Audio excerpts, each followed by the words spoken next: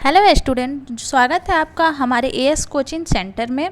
जैसा कि आप सभी जानते हैं कि टीजीटी का फॉर्म आ चुका है और लैब असिस्टेंट वालों का एग्ज़ाम पास में है, तो इन दोनों को ध्यान में रखते हुए अब डे बाय डे कुछ क्वेश्चन लाए जा रहे हैं इम्पॉर्टेंट।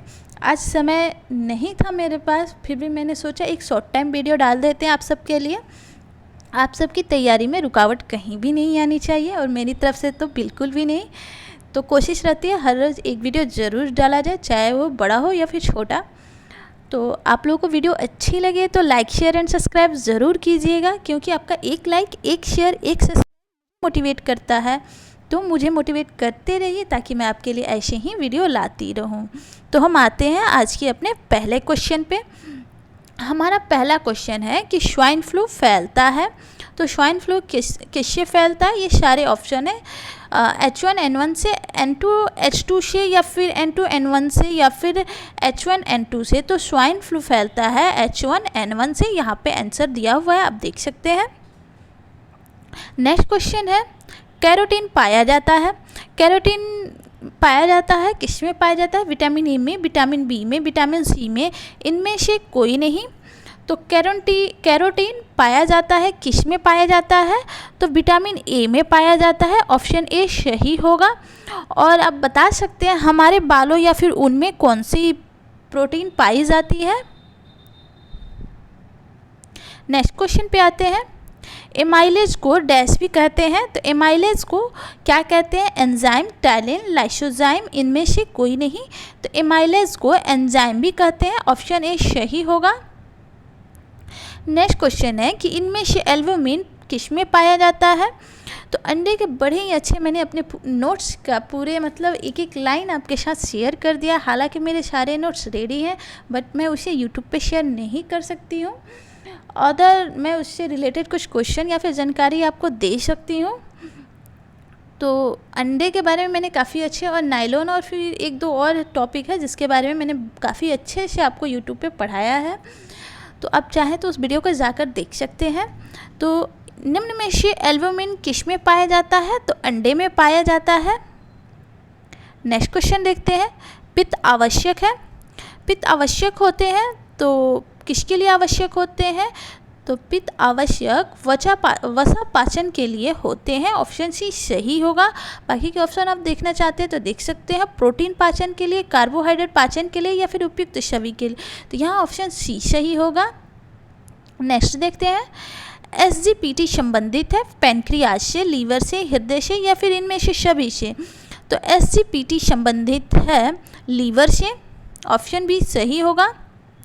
नेक्स्ट देखते हैं कि सोलर कुकर के डिब्बों में काला रंग होने से उसमें अवशोषण क्षमता में कमी होती है, अवशोषण क्षमता में वृद्धि होती है, अवशोषण क्षमता बराबर होती है, उपयुक्त में से कोई नहीं। तो सोलर कुकर के डिब्बों में काले रंग होने से उसमें अवशोषण क्षमता की वृद्धि होती है। आप सभी जानते हैं काला रंग सबसे महंगा रंग होता है, और काले रंग जितने भी रंग होते हैं उन सबको अपने में सोख लेता है, इसलिए वो काला दिखता है। नेक्स्ट क्वेश्चन पे हम आते हैं।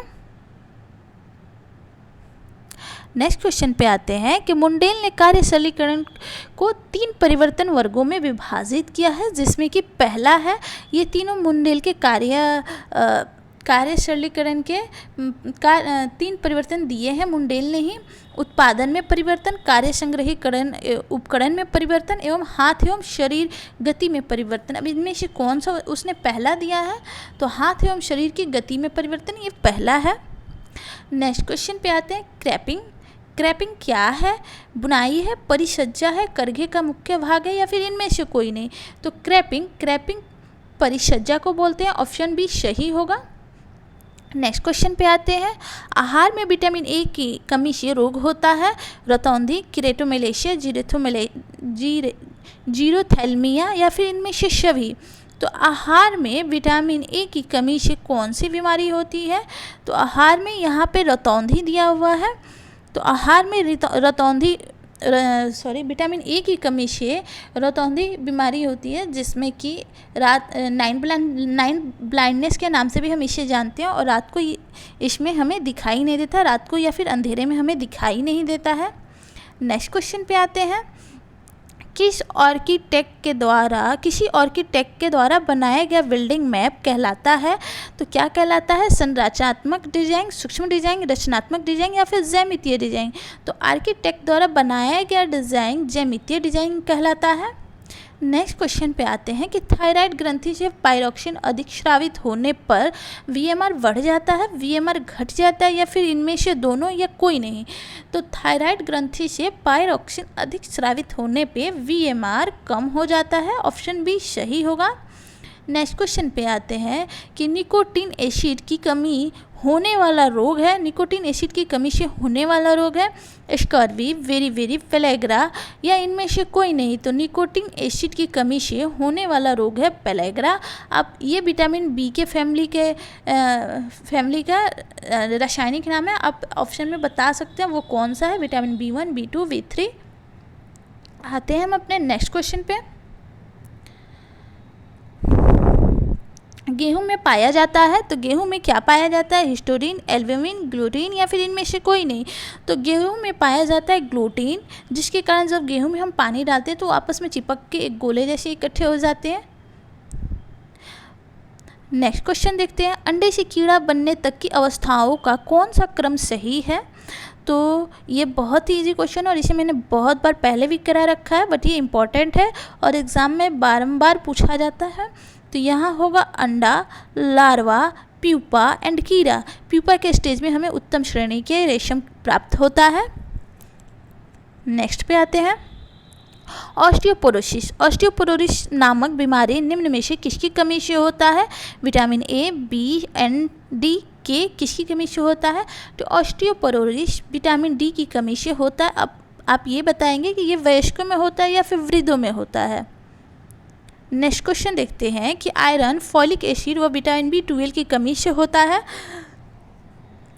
वेरी स्कर्वी, पेलेग्रा, या फिर एनीमिया? तो यहाँ पे आयरन दिया हुआ है, तो हम पहले इसी को नोट डाउन करके इन्हें ना भी देखें तो इसको देखेंगे। तो आयरन की कमी से हमें हमेशा एनीमिया रोग हो जाता है, ऑप्शन डी सही है।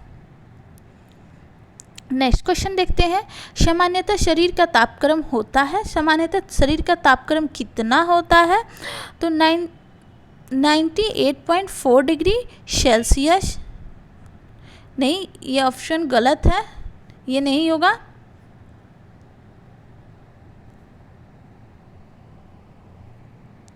ये गलत है, इस क्वेश्चन पे मुझे डाउट है, मैं बाद में चेक करके आपको बता दूंगी। और यहाँ मैंने एक क्वेश्चन पूछना भूल गई थी कि आप ये बताएंगे कि फॉलिक एसिड या फिर विटामिन B12 की कमी से कौन सी एनीमिया होती है, कमेंट बॉक्स में। नेक्स्ट क्वेश्चन पे हम आते हैं कि वह निर्णय जो परिवार का एक सदस्य लेता है उसे सिर्फ निर्णय लेने वाला व्यक्ति ही प्रभावित होता है, तो वह कौन सा निर्णय है? तो उस निर्णय को व्यक्तिगत निर्णय बोलते हैं, ऑप्शन डी सही होगा। हम आते हैं नेक्स्ट क्वेश्चन पे। नेक्स्ट क्वेश्चन है हमारा, सिरका किसका जलीय विलयन है? ऑक्सीजन का, नींबू का, एसिटिक अम्ल का, या फिर हाइड्रोक्लोरिक अम्ल का? तो सिरका एसिटिक अम्ल का जलीय विलयन है, ऑप्शन सी सही होगा। एक व्यक्ति के लिए सबसे सुरक्षित चेक होता है, तो यात्री चेक, अकाउंट पे चेक, वाहक चेक, या फिर इनमें से कोई नहीं? तो एक व्यक्ति के लिए सबसे इसमें लिखा हुआ है, यहाँ पे हम ध्यान से पढ़ेंगे, असुरक्षित। एक व्यक्ति के लिए सबसे असुरक्षित चेक कौन सा होता है? तो वो होता है वाहक चेक, ऑप्शन सी सही होगा। नेक्स्ट देखेंगे, निम्न में से किसके द्वारा शरीर की गति संभव होती है? हड्डी, मांसपेशियां, जोड़, या फिर इनमें से कोई नहीं? तो निम्न में से किसके द्वारा शरीर की गति संभव होती है? तो वो होती है मांसपेशियां, ऑप्शन बी सही होगा। नेक्स्ट क्वेश्चन पे आते हैं, एस्बेस्टस के तंतु होते हैं, तो कृत्रिम, जनत्व, वनस्पति एवं खनिज? तो एस्बेस्टस के तंतु खनिज तंतु होते हैं, ऑप्शन डी सही होगा। नेक्स्ट क्वेश्चन पे हम आते हैं कि 3 दीवार वाले रसोई घर को कहते हैं, तो 3 दीवार वाले रसोई घर को हम कहते हैं, एल तो कहेंगे नहीं, इसमें तो 2 ही दीवार हुई ना, तो ये वाला कट हो गया। डी तो कहेंगे नहीं, 1 दीवार, 2, 3, 4, तो ये 4 दीवार हो गई। ये भी कहेंगे नहीं, ये भी कट हो गया। और 3 दीवार वाला रसोई घर, ये भी नहीं कहेंगे, क्योंकि ये 3 दीवार वाला रसोई घर तो पूछ ही रहा है, तो उसको कहते क्या है? तो यहाँ पे यू, यहाँ पे 3 दीवार हुई ना, तो इसको 3 दीवार वाला रसोई घर कहेंगे। यू आकार के रसोई घर को 3 दीवार वाला रसोई घर कहेंगे, और इसे ही आदर्श रसोई घर भी माना गया है। खेल कूद के मैदान व पार्क हैं। खेल कूद के मैदान व पार्क होते हैं सुविधाजनक, भौतिक सुविधा, व्यक्तिगत सुविधा, सार्वजनिक सुविधा, मानवीय सुविधा। तो खेल कूद के मैदान व पार्क होते हैं सार्वजनिक सुविधा, ऑप्शन सी सही होगा। आप यहाँ बता सकते हैं कि जो भी आइसलैंड रसोई घर किसके लिए इस्तेमाल किए जाते हैं। नेक्स्ट क्वेश्चन पे हम आते हैं। निम्नलिखित जोड़े में से किसका सुमेल नहीं है। तो फेफड़े और निमोनिया, इसका सुमेल सही है। आँखों से क्रेटोमेलेशिया होता है आँखों में, ये भी सही है। यकृत में पीलिया होता है, पीलिया होने से यकृत प्रभावित होती है, ये भी सही है। लेकिन हृदय और मधुमेह का सुमेल नहीं है। मधुमेह के साथ इंसुलिन का सुमेल हो सकता है, तो ये ऑप्शन गलत है, ऑप्शन डी ये सही होगा हमारा आंसर। नेक्स्ट क्वेश्चन पे आते हैं हम। खेल कूद के मैदान व पार्क होते हैं सार्वजनिक सुविधा, ऑप्शन सी सही होता है। निम्नलिखित जोड़ में से कौन सा सुमेल नहीं है। तो हृदय और मधुमेह, ऑप्शन डी सही है। योजना बनाना एक प्रक्रिया है, तो शारीरिक, मानसिक या इनमें से दोनों या फिर इनमें से कोई नहीं। तो योजना बनाना एक मानसिक प्रक्रिया है, ऑप्शन बी सही होगा।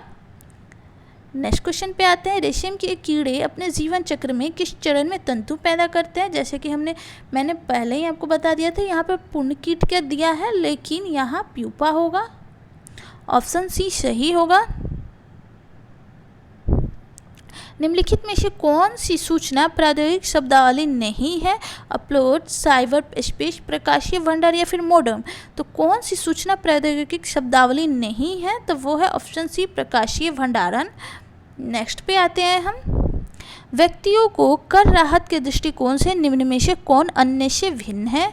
तो कौन अन्य से भिन्न है, तो ऑप्शन बी सार्वजनिक भविष्य निधि योजना। वीडियो आपको कैसी लगी, अच्छी लगी तो लाइक, शेयर एंड सब्सक्राइब ज़रूर कीजिएगा। और आपको इस वीडियो का PDF चाहिए तो डिस्क्रिप्शन में दिए गए टेलीग्राम लिंक को ज्वाइन कर लीजिए, वहाँ आपको मेरे सारे ही वीडियो के PDF मिल जाएंगे। आज समय कम था इसलिए 30 क्वेश्चन लाए गए। वीडियो अच्छी लगी तो लाइक, शेयर एंड सब्सक्राइब ज़रूर कीजिएगा। आपका एक लाइक, एक शेयर, एक सब्सक्राइब मुझे मोटिवेट करता है, तो मुझे मोटिवेट करते रहिए ताकि मैं आपके लिए ऐसे ही वीडियो लाती रहूँ। Thanks for watching.